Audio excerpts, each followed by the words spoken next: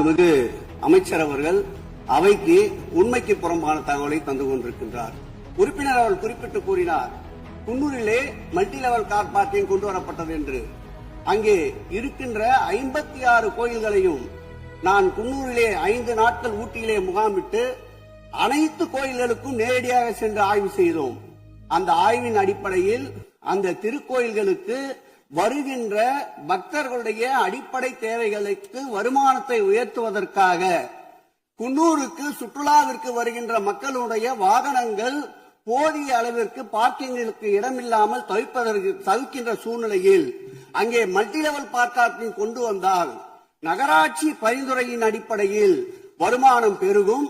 அந்த வருமானம் திருக்கோயில்களுடைய மேம்படுத்துகின்ற பணிகளுக்கு உதவும் என்பதற்காகத்தான் அந்த பணிகளை மேற்கொண்டோம் என்பதை மாண்புமிகு அமைச்சர் அவர்களுக்கு இப்போது யார்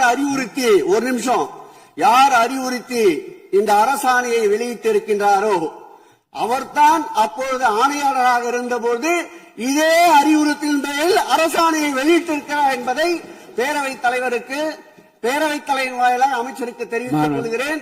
குன்னூரில் இருக்கக்கூடிய அந்த விநாயகர் கோயிலுக்கு சொந்தமான இடத்துல மல்டி லெவல் கார் பார்க்கிங் அமைப்பதற்கு ஏற்கனவே அங்க இருக்கக்கூடிய நகராட்சி நிர்வாகம் ப்ரப்போசல் வழங்கிய போது அந்த நகராட்சி நிர்வாகத்திடம் நம்முடைய நிலத்தை குத்தகைக்கு கொடுத்து அதன் மூலமாக இருக்கக்கூடிய வருவாயை வைத்துக் கொண்டு நாம் முடிந்த வரையில் நம்முடைய கோயில்களுக்கு தேவையான அடிப்படை வசதிகளை நாம் செய்து கொடுக்கலாம்.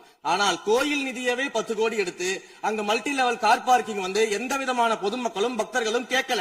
பக்தர்களும் பொதுமக்களும் கேட்பதெல்லாம் கோயிலுக்கு உள்ளே சென்று மனநிறைவோடு தரிசனம் செய்துவிட்டு வெளியே வரும்பொழுது அவர்களுக்கு தேவையான அடிப்படை வசதிகளை தான் பக்தர்கள் கேட்டுக் கொண்டிருக்கிறார்கள். அதை செய்தாலே போதுமானது.